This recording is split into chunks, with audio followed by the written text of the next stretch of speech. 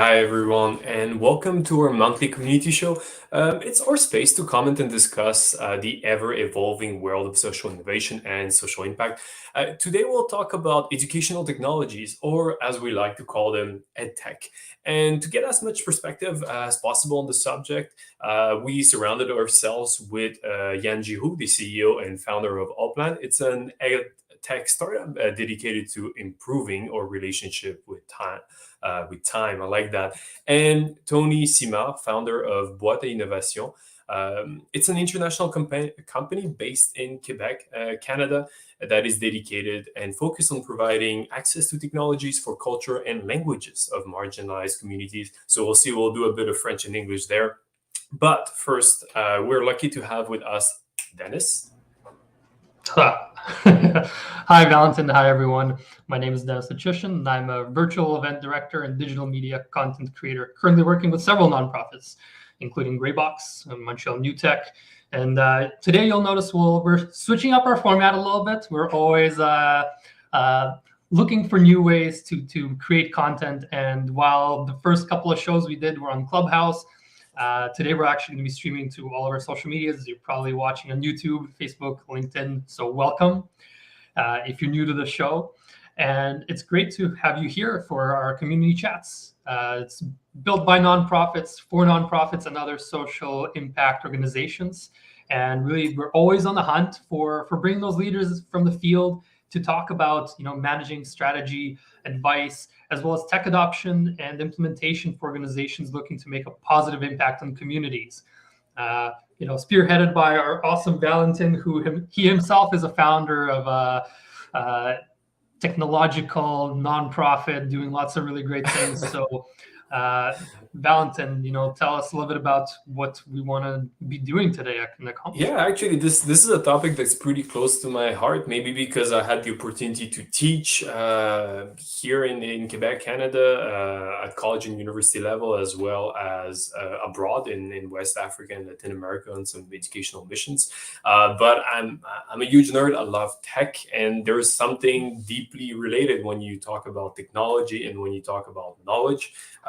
Both words actually means the same thing. They're deeply related. So I've been, as you mentioned, involved in this social innovation startup scene with Greybox.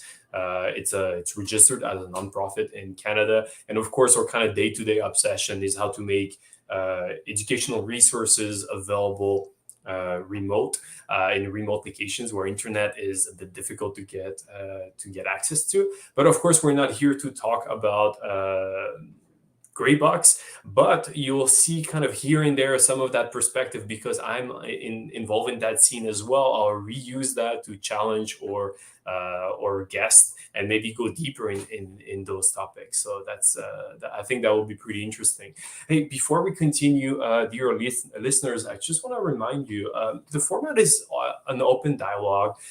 We have informal discussions around different trends and different situations, and of course we'll use our perspective on what we see in the ground, challenges and various opportunities. We'll all put that in one package, but I will be really curious to get your questions, your comments, your ideas based on what we discuss here. And the great thing of using a platform like StreamYard, you might actually see this show in LinkedIn, Facebook, or YouTube, is that if you right now type something in your comment section, we'll see it. And we can feature this during the show. So don't be shy, ask your questions. Now is a fantastic time. And I'll pass the mic to you, Denis. Yeah, honestly, I'm going to say that's enough from us. We're not the reason why we are here today. So let's please put our virtual hands together and help us welcome Yann and Tony. Yann, I'm really interested. Your edtech startup is dedicated to improving our relationship with time. Mm-hmm. And I really like that. I stole that directly from your company LinkedIn page because I found it intriguing. So let's start with you. Can you introduce yourself and tell us why you're working to improve our relationship with time? Yep. So we started OPLAN because actually I was a college student not so far ago, and I actually dropped out. But during my younger age, I was a special needs student, right? And I really spent a lot of attention to this population of student and student in general, and realized that well, everybody learns at a different pace. Everybody has different strengths and weaknesses, and that when I got to college or cégep, we call it back in Quebec, is that kids and student learners in general, they won't be directed into learning executive functioning, organizational, or time management skills. And you see that when they get all by themselves, let's say in college, nobody knows how to plan a semester, people Mhm. dropping out of class, assignment not turned in. I'm not revealing anything to anyone right now, but we saw that organizational tools as well that are available in the market. Let's say Google Agenda, other agenda that exists. Well, they require pre-built skills. So Mm. we get questions with how do we get to the kids to develop those skills? And for the teacher side, where we saw time is everywhere in the schedule. It's on a session, it's on planning, lesson planning as well. And while it's a really important data, there is no way to properly track it. Most of the time Mm. management tool we saw were time police, like a timer buzzes at the end. We don't know what happened if you finish in advance or light or sometime, and this can give you a lot of insight about the intervention we can make and how can we differentiate their all lesson planning and learning experience. And differentiation is a key, but it takes time, right? Teachers right now, maybe some are listening to us, but we know you guys like lack of time right now, and we wanted to give you solution to make that differentiation happen in easy class management. So that's the story behind OPLAN. Awesome. Thanks so Okay. much, Yann. And Hi. Tony, Valentin brought you on. He hunted you down. Tell us a little bit about yourself. What Yes, create? hi, Valentina and Denis. I worked in Africa since 1978, 44 years ago. Then I worked for education in a formal school, and then I worked for United Nations, UNESCO, UNFPA, UNDP, and OIET, and in several countries, Gabon, Congo, Zaire, Benin, Senegal, and since a few years ago, I beginning in 2010 to make my own company to Boîte Innovation. And we work with people, organization of Nations Unies, UNESCO, World Bank, most of the NGOs in these countries. And the particularity is we work with the African language. Now, we work in Wolof, Pular, Jola, Serer, Fong, Fang,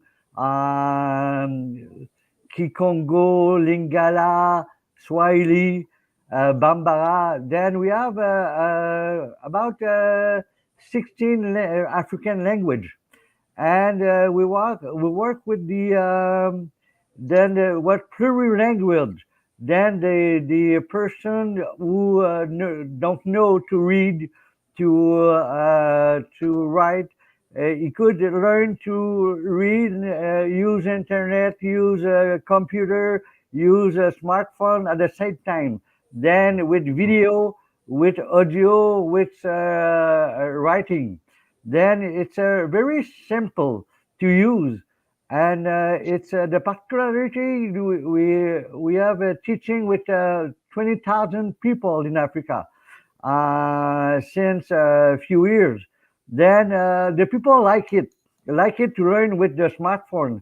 They like to learn in their own language Mm. because the understanding is better in the maternal language, and then it's user friendly, and most of the people like it, and we have a good experience with the people.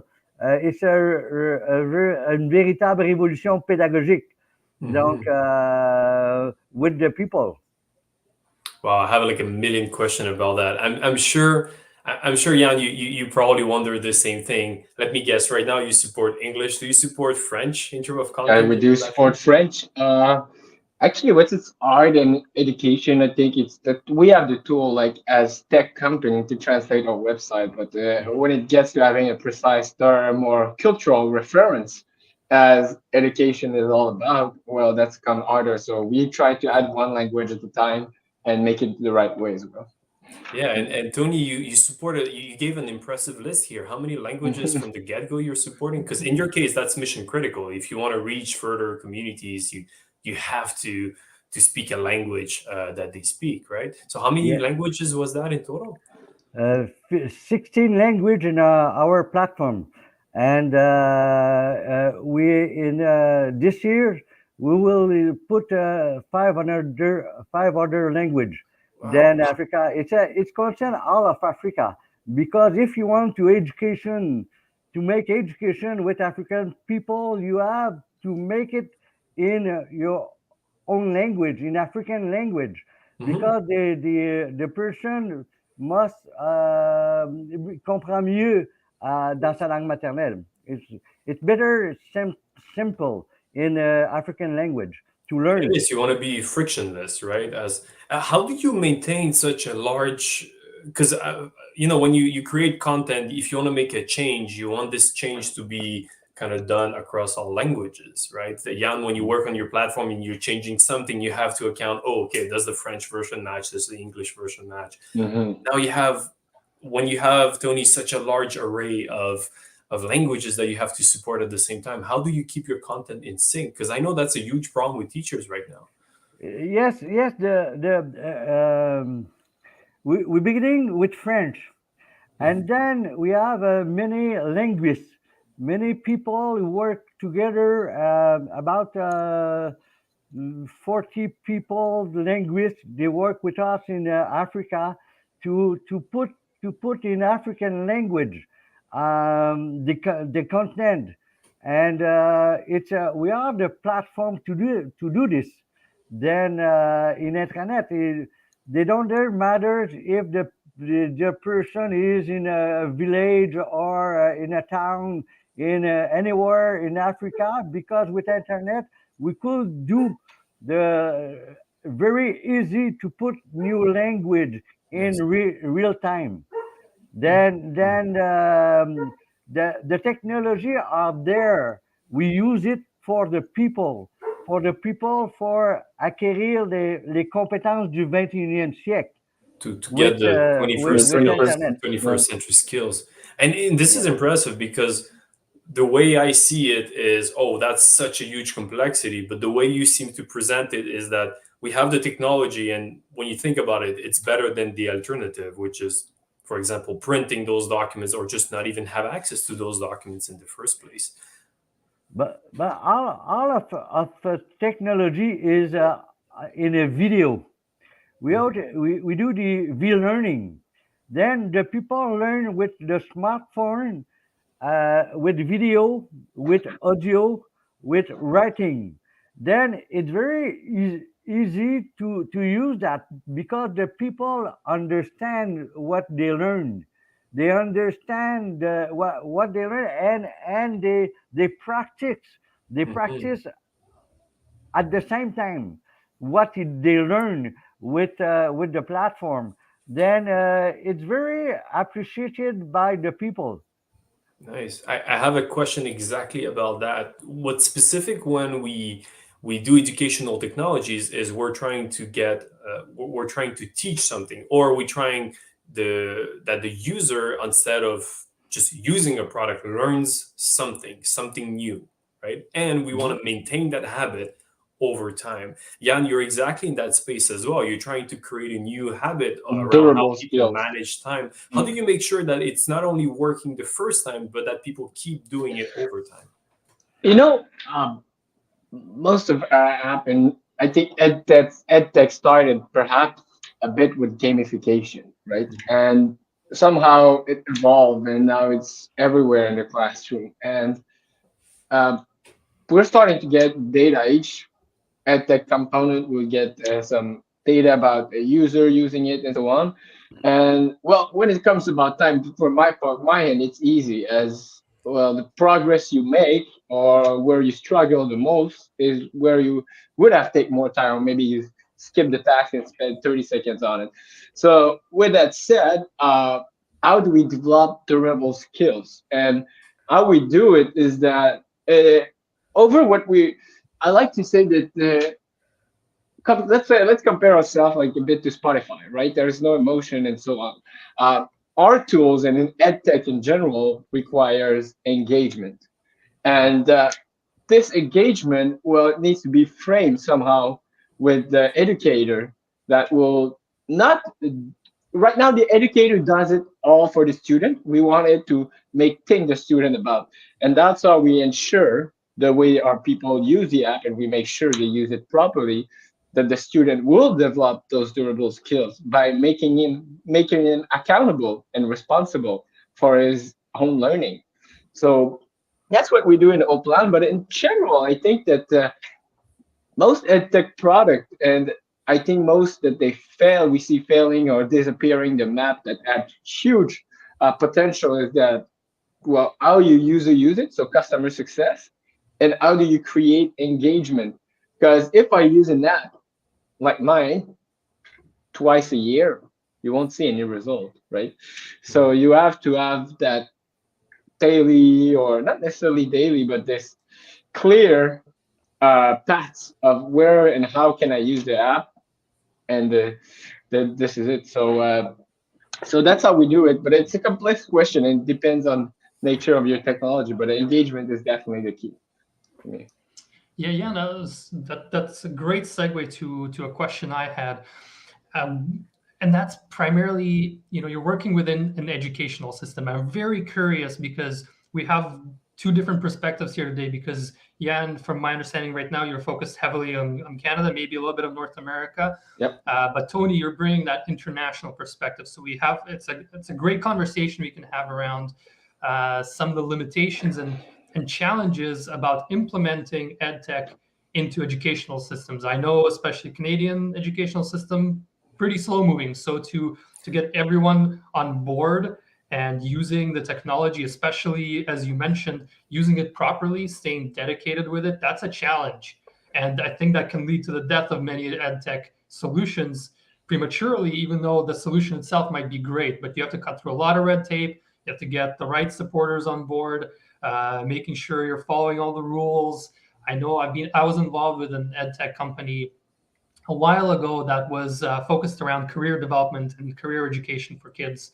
But the way they did it had a mild piece of almost marketing to it, because it was related to students researching other companies and their kind of career paths and all these types of things. And there was a concern that, hey, by having the company pay for to be on the platform, it's almost like marketing to kids.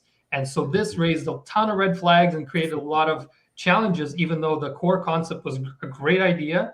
The execution was great. The intention was fantastic to create exposure for students and to develop their career paths. But to get all the players on board made it a real challenge. So I'm really curious to hear from both of you. Yann, what's your experience like being in Canada? And Tony, for you, what is your experience being internationally? What's the best way that you've discovered to make action happen for you to continue growing and developing your edtechs?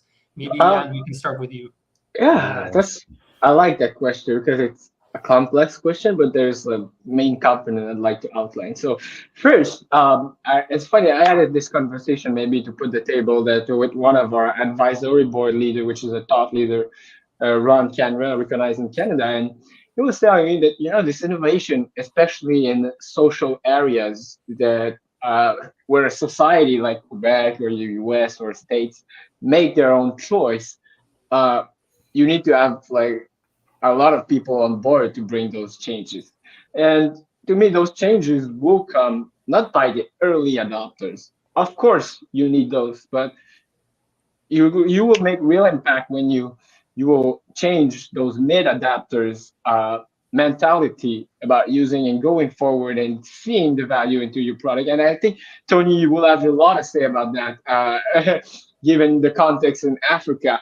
But with that said, I think that getting in the system is not easy, and you need to have the voice of every stakeholder. So I was a student and developed the edtech thinking as a student without knowing how it impacted district administrators or teachers or coaches.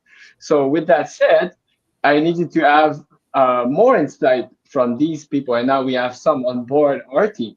But we needed to have the organization um, perspective, and with that, we could all mix those two perspectives and bring a solution and a speech that would fit to everyone's concerns. And with that global approach, that's where we have success reaching out to people, onboarding people. And when you onboard those people, and I was talking about this earlier, well, to create engagement, you need to have this this this thing. You have to this engagement from all these stakeholders. So that's the hard part. However, what I think it's cool about education is that everybody, even if it's not perfect, is used to already work in somehow collaborative and with the same stack of tool. Let's say, oh, we have like the same state curriculum, for example, and so on. And so, with that said, it's there is. You will find in a region maybe similar actors or stakeholders external to you, like content providers or other that will be the same from one place to another. And this is something that other company can rely on my opinion. Yeah. And I'd like to hear Tony on that. That's it. Yes, thank you. Yes, you have. If you want to make change in Africa, you have to have a view on long term, because the change take take time, but they will go fast too, because the technology in Africa go fast, but the mentality of the people go slow. Then they have to education population with the smartphone. It's very important to do that in the African language, because they need to understand before in our own language. Then after that, they could make a change for the best, for the all people, not just the elite, a small elite. It's very for the Mm-hmm. all people. For do the technology, it's a right. For education, it's a right. Then the internet, it's a right. Don't they want it? They want to do have that now, not then the futures. They want now to access at the technology, to access at the education. And then what we do with the Boîte innovation, we do that to give now the education they need I like with that. the technology. Yeah, that sense of urgency is something I felt when I was working in the field as well, where in some cases there's a lot of educational tools, right? So sometimes teachers will get overloaded by so many propositions of so many different ways to fix some part of the problems that they experience in the day to day in their classroom, right? And as you said, yeah, they don't have that much time to process it. So you really have to cut through the noise there and keep them engaged so they can keep their student engaged. There's kind of an interesting two-step process, and the level of eagerness to jump on those tools and the present need deeply varies from regions to region. Sometimes it's a problem. It's first and foremost, it's an urgency. They're eager to find solution, or sometimes it becomes a nice to have, and have all those other problems to deal with. I'm curious, Yann, how do you keep that engagement? I think it was one of the questions that No, Mike and I think asked. it's a natural topic that we can tackle. So how do you keep engaged? So look, we're not at the. I'm speaking directly to Michael. We're not at 50 people team and so on. So we have limited needs. But how can we do that? And the urgency is a key in that. But on our side, our products can be used on various contexts, so it's easy to get lost within that. So what we want to do is tackle with the customer what you want to do now with the product, and all you told us, what is the biggest problem, and then we can tackle each problem. Each problem that we can solve, add value. We can add value on many aspects on our side. I'm sure Tony, it's the same. You have such a variety of product or an offering, so you need to be able to see. It's like just in time. Actually, it's like one of the classic manufacturing concept. Like it's like just in time. You have the right solution at the right time, and when the guy is onboarded, well, he will start exploring it, getting maximum value maybe in that context, and then well, from then we can move on to other population in his school or other problem or activities that he needs more planning or time management to be more successful in those areas. So that's how we maintain this, and with onboarding process. So I see two kind of edtech product, right? So there is those free tools often on the internet where you don't get any support, and those tools where you pay but you get full support from the company and dedicated resources to help you successfully use it. And I think our product wasn't perfect at the beginning, so, but just being with the customer, knowing that he's there and we can do things to save him time, well, he's engaged. And even if the product doesn't fit, he will be engaged to give us the feedback as well to make it fit as well. So that's how we work internally. Tony, I'm wondering on your side, perhaps with the distance, how you manage all these. How do you create this engagement with local communities? And Yes, the challenge is we do it's we're beginning with a global solution,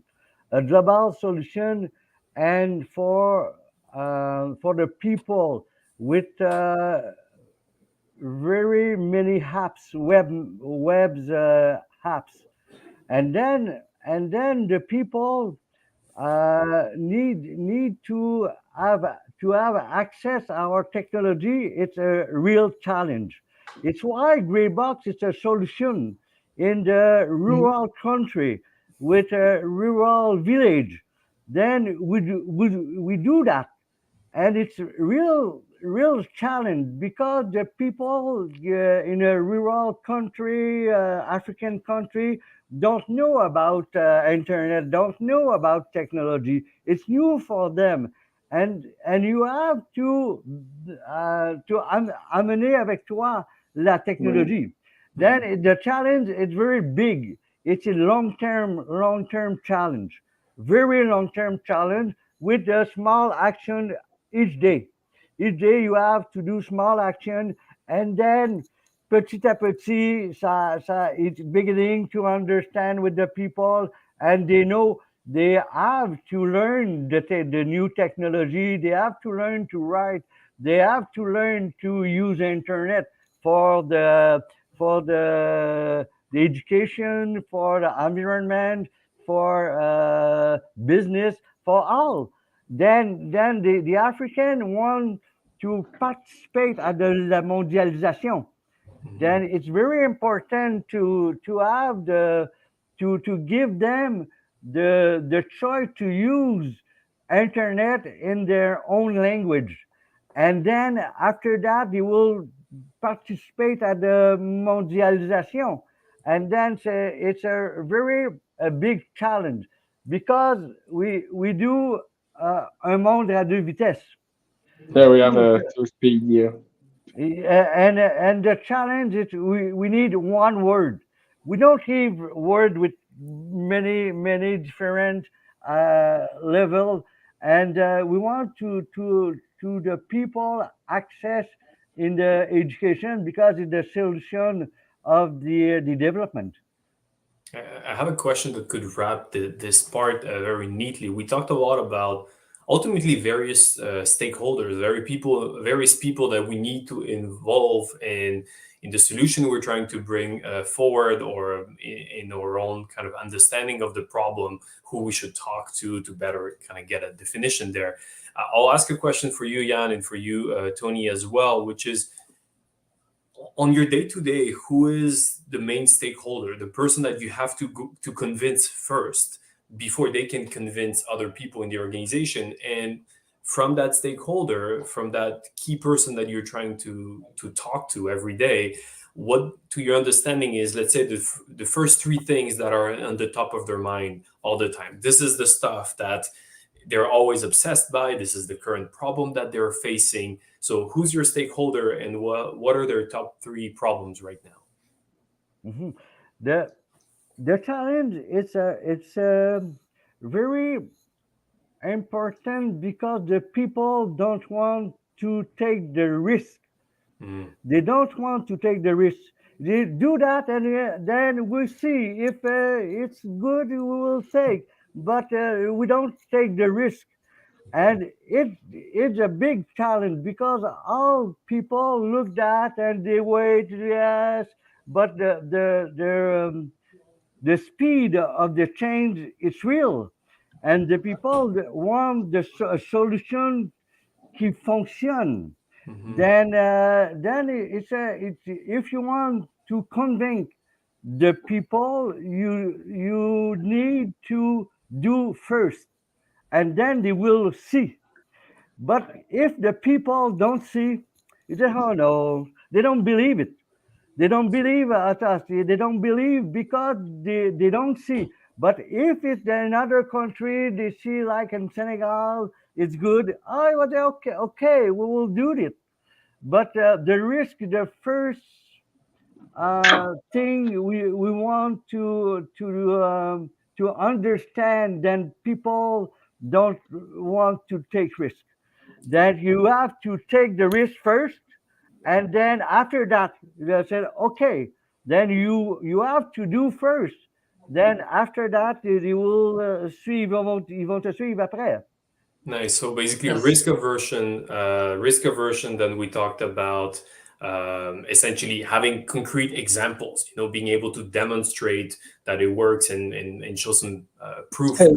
Let's say, Yann, how are things on your Just end? following that, and it's pretty interesting, Tony, because I think this is a good part that should come before the question you asked. So on my side, let's say, the teacher or the parent, or let's say the special need coordinator, are the three main stakeholders we want to get involved with. Especially, it's different market, of course, but let's focus on the teacher.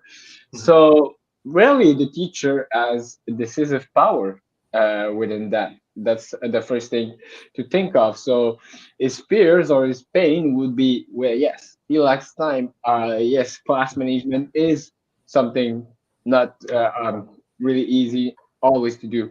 And the third thing I think would be, actually, I don't know what the third thing would be, but taking risks for a teacher without any authority. Some do, but majority won't do. So even if you rely on someone to take the risk or move forward, well, in our industry, it doesn't work that way. You need to have support from, let's say, remedial teacher, any support or professional staff around. And I think that's good because at the end of it, everybody's pain, they path cross at some point, and they live it different, but a lot of their pain or their concern, three main concerns, could be mixed in huge categories, like maybe more broad type categories. And yeah, it kind of prompts. I'm going to shift the topic just a little bit, but it's still very much in line with what we're discussing here. And I'd be very curious to hear from both of you, especially as we're talking about this adoption of technology into these systems. And as you mentioned, people are hesitant to take that first risk. It's really that chicken before the egg dilemma that, it's overused as an example, but it's very, very true in this case.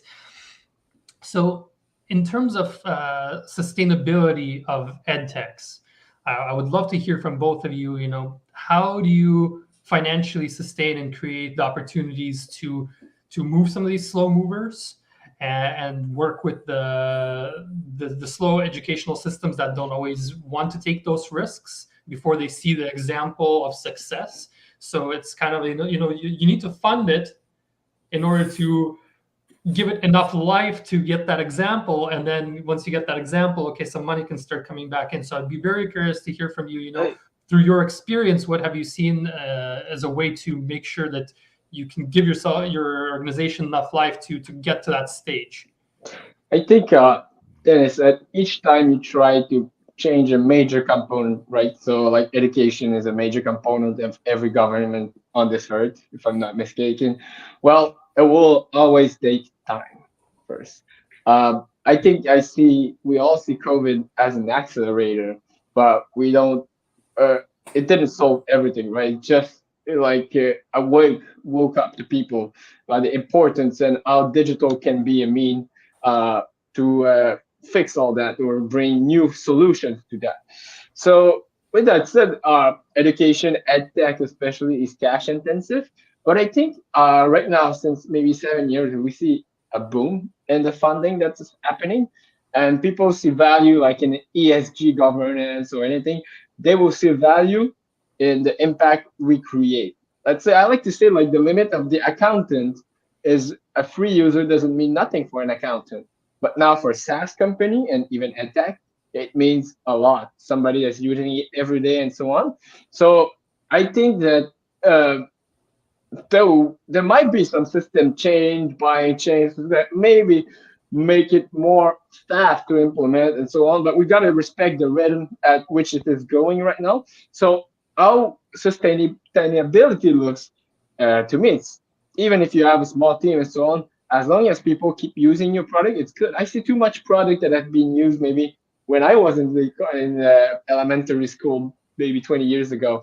So with that, it's not that far, but I see now that a lot of the product didn't adapt and so on. So that's the other side of sustainability. If you keep doing the same thing and you keep making the same recipe, that is not sustainability. Sustainability is the ability of the industry. Now the industry moves faster than the system, but at one time I think there will be maybe a more sync approach about what are the governmental needs, what are the or vision needs, and with that said, what can company create to fulfill that vision?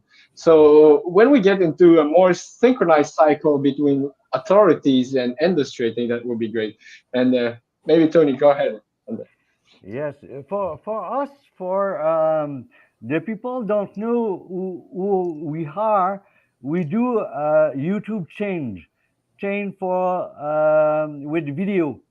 The people could view the video of other person they use our platform. Then they believe. Then it is, oh, okay, the risk is it's okay, c'est minimisé, le risque est minimisé, ça marche ailleurs. Donc the use of video, it's very important. YouTube, for a channel of YouTube video, it's important to show what we do. Then you could go to the YouTube channel of Boîte Innovation, and then you will see what we do with many témoignages of person. Then they talk about the success. They love it. They love to learn with technology. They love to learn in the maternal language, and then the risk is minimized. Then for us, for edtech, I think we could work together to Yes. respond with the government appel à proposition, and then if we are together to, because we know about African market, we know it. We know about the education market in Africa. Yeah, we know it. And then they have many things to learn. If you want to work in Africa or another country, you have to know the culture of the country. And then you have to know that it's not in Canada, it's not in Quebec, it's in Africa. Then you have to know that, because the rules are not the same, the culture are not the same. Then you have to understand that you need to open your mind. If you open your mind to say they have different culture, they have different language, then they have different uh, people which they do the thing differently. then you have to accept that. You have to accept the difference.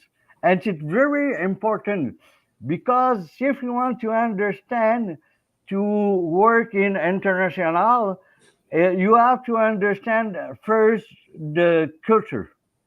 It's very important because the people don't think the same thing you think. And Yeah, I that, see that I see a beautiful common kind of idea between what you said. For example, Yann, you use your fresh perspective. Which is you got in that school system recently, so it's still top of your mind every day. And then you get external perspectives to make sure that they're all kind of other actors. just a And Tony's comment on go ahead. that, Valent. So each day I talk to school or go like, and my team does, and we really see like two type of, let's say, we can bring the reflection to this level. So these two levels would be one thing. So, how am I going to convince people to onboard this new project or this new product? And the other question is, okay, I know it solves my problem. So now how does it work within my context? And these two type like personas that we Yeah. have are really different because we see one that sees technology as perhaps something that would solve a problem but with more work, and we see someone that, oh right, we know that it can solve the problem, so now what you require from me.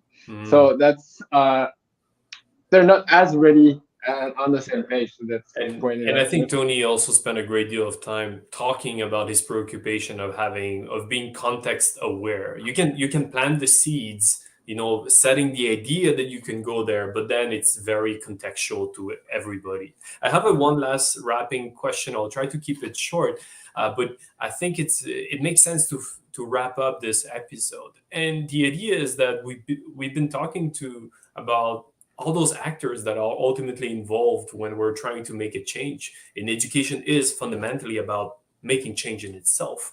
What I'm curious is, in your own journey as an entrepreneur, as somebody who works in edtech, I would like you to actually name maybe one organization or one group of people that actually help you getting where you are right now. And the other part of the question that is also pretty short is, now that somebody helped you, what are you doing on your end to kind of give back to other fellow colleagues? So who wants to go first? The Go ahead, first thing you have to understand, if you want to sell a product, you need to your self confidence, la confiance. The first thing is la confiance en soi and la confiance aux autres.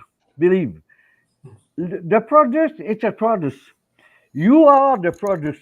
Your person are the product. Your own person are the product. Then, if you want to do business, that is the question. How you do business in international? If you want to do business, you have to do this with leadership. But how have to leadership with your own person? Then they have to believe. Vous devez avoir confiance en vous si vous voulez que les autres aient confiance en vous. You have to trust yourself so other people can trust. So ultimately, that's kind of, you lead through your own example, right? Exactly. Then if you want to do the business in international, it's very complex. It's very complex because the rule of the administration, the rule of the bank, it's very complex. Then if you want to transfer money the country to country, it's very complex, believe me.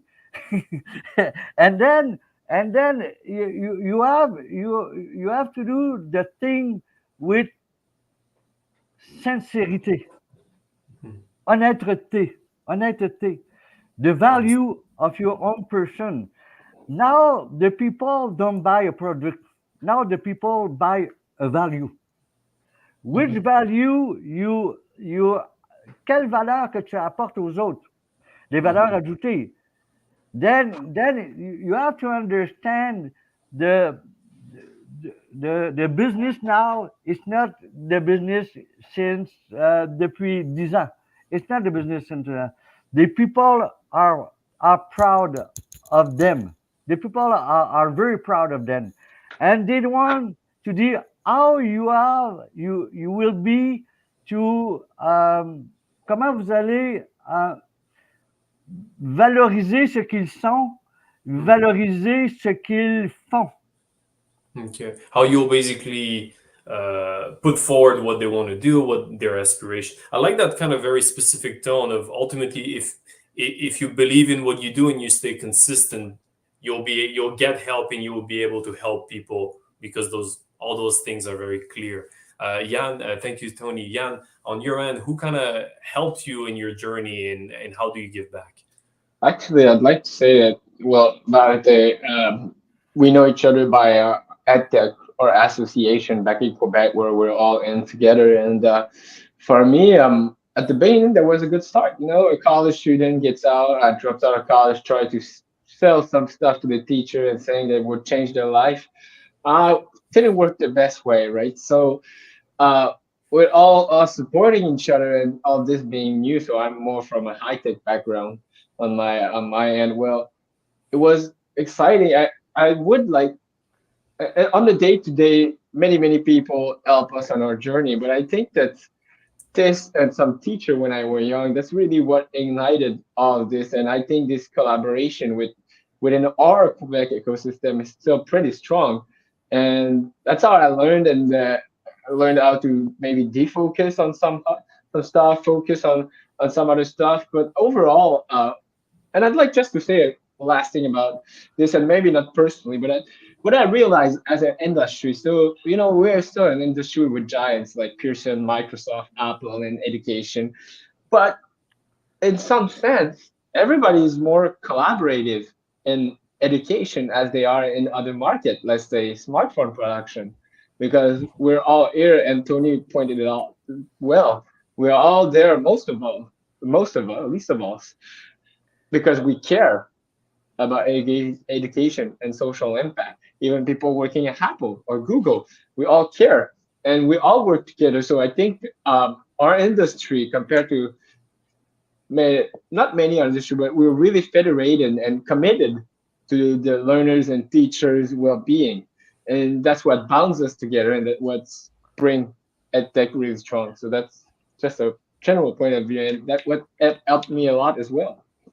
That's awesome. I love that, Yann. It's great to see that kind of camaraderie where you come together over a greater mission, rather than necessarily some other industries where it's a little bit more cutthroat. It's everyone for themselves. But here, everyone has at least some base of a social impact, community good that they're looking to bring. And Tony is always open for all of us to talk about Africa because of his expertise back there, and it's much of the same in our ecosystem. So that's really nice. Yeah. So I know we're running a little bit over time. It's we promised we'd be done by 12:45. It's 12:48. But I did want to take give you guys a chance, if you have the time, of course, with respect to your time, to as with all of our guests, we like to give them a chance to wrap up the episode by saying, taking a moment. It's all completely up to you. You know what you want to promote, but tell us what's something exciting in the near future that the audience should be excited and watch out for what you're working on, or if you don't want to talk about what you're working on, somebody else that you really are passionate and care about what they're working on. So Yann, is there something or someone you'd like to give a shout out as we wrap up the show today? Actually, yeah. So on my hand, I'd like to give a shout out. It's so dumb, but they're all our teachers out there. Look, I'd like to send that message. We all think that, oh, EdTech must be so happy that kids are back to school, but we are not. Of course, it helped us to put us on the map and help people. But I'm thinking about all the teachers and educators that are there on the field right now, and trying to solve problems the best that they can with the resources they have, and telling them that we're there for them and that they do an awesome job. That's literally That's a what I would wonderful like to say. message. Thanks, Yann. And Tony, what about yourself? Yes, if you want to have significant impact with edtech, we have to assume a leadership, and we have to do together. It's a leadership in education. It's very important because in Quebec we have a good system of education. Then how we can do for to exprime your digital solidarité. Comment exprimons-nous notre solidarité numérique? Donc, it is new concept for all in a war country. Now you see what's happened in Ukraine. You see what's happened in Africa with war. How we do with the context of war? How the numérique peut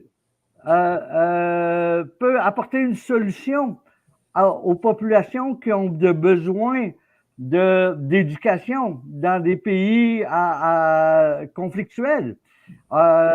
Plus les pays qui souffrent de pauvreté et de malnutrition. La solidarité numérique est un élément très, très important aujourd'hui. It's a challenge. The vital challenge how we do the digital solidarity with the people who need education. Mm-hmm. Those are big things. It's so hard to wrap up a show every time because I feel like there's so many things for us to discuss, and it always feels like we cut it too short.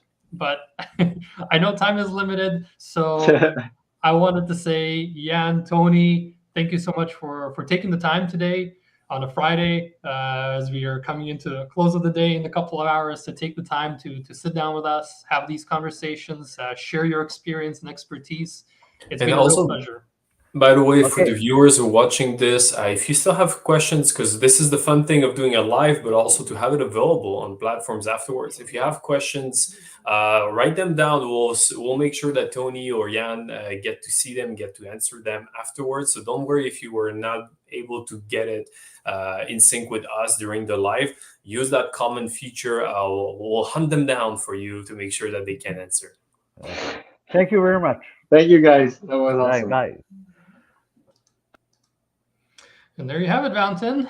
Episode number 5. It's fantastic. A wrap. Hey, we have a huge lineup of episodes coming up. We'll have all kind of topics that we'll cover.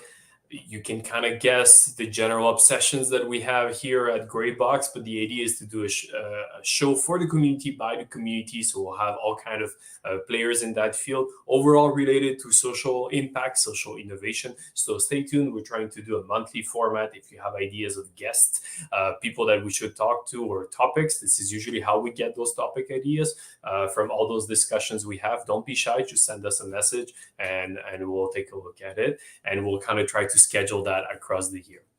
Perfect. Hey, Thank you, Denis. If you yourself want to be a guest, no shame. Just reach out to us, Valentina or myself, and let us know that you'd like to come on board and have a conversation with the community as well. Our doors are fully open. My last thing is quick call to action. If you enjoyed the show, make sure to give us a like, follow Gray Box. As we mentioned, this is our 5th episode, so we've published all of them online. We're doing a revamp of the website to make it easier to find previous episodes and the highlights from each one. So make sure to check it out. Share the show with a colleague. It helps us a lot, and we really appreciate the support. If you manage this far in the pipeline of the show, like this far, like after 40 minutes, 15 minutes in, you don't have any options at that stage. Just reshare it. We see actually when people reshare, it makes a significant effect. So please do. So thanks so much, everyone, and have yourself a great Friday.